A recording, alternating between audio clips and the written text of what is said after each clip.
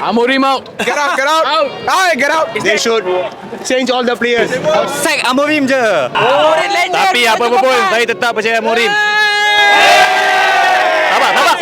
Sabar. MU dulu baru kamu. InsyaAllah kita comeback second league. Amorim out. Tapi sebelum ditukar kita keluarkan Glazer dulu ah. Hashtag Glazer out lah. Alright bro. Oh, Perak. Perak. Weh, ini boleh nangis ni tengok ni. Dah tak ada dah. Okey, macam mana perasaan dapat tengok tim MU depan mata? Rasa excited, rasa macam teruja sangat.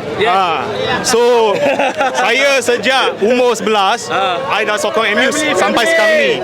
Masa tu Sir pergi punya area, Sir Alex Ferguson punya era, tapi sampai Amorim ni kurang merangsangkan lah. Kecewa juga.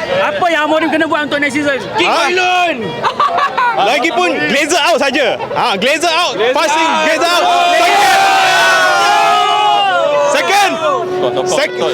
Second, jangan guna formasi seperti ni sudahlah.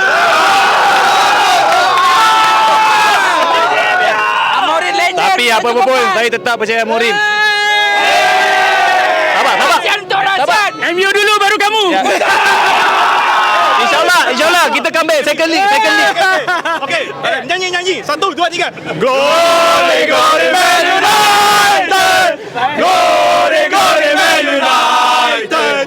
Glory Man United. And the rest go marching on.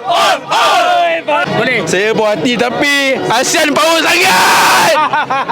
Abang macam mana? Pertama saya happy.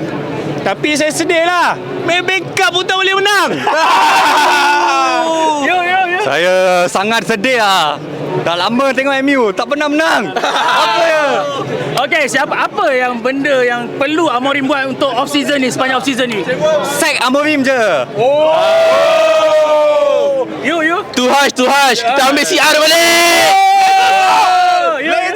Glazers out. Yang penting kena restructure balik. Maybe ada internal problem, kita tak tahu. Betul. Ada tak anyone yang masih trust on Amorim? Let's fucking go! Let's go! Alright, so ada tak any player yang you all impikan untuk main untuk MU next season? Rodrigo. Walaupun dia nak pergi ke Arsenal, Rodrigo tu MU lah. Setuju. And on lagi harap make Marcus Rashford balik MU lah. Let's go! Rashford. Boleh. Alright, thank you guys. Yang penting kita nak goal Anthony balik.